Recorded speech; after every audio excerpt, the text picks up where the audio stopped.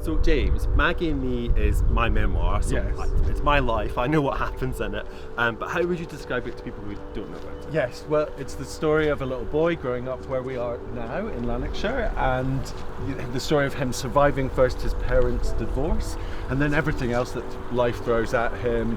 School, being a gay kid at school. The closing of the Ravenscraig. The closing of the Ravenscraig, the impact on his family, society. You've got the advent of AIDS and the fear of that.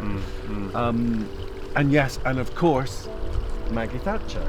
Yeah, so the Maggie of the title is Maggie Thatcher, and she's this sort of constant, like in a stick of rock, running all the way through the 80s. You can't have the 80s without Thatcher, as an unlikely icon, someone to survive and sometimes be inspired by, but also to rebel against. Yeah, she was a weird constant. Totally, and her kind of brutal message for a wee boy to be somehow a message of hope.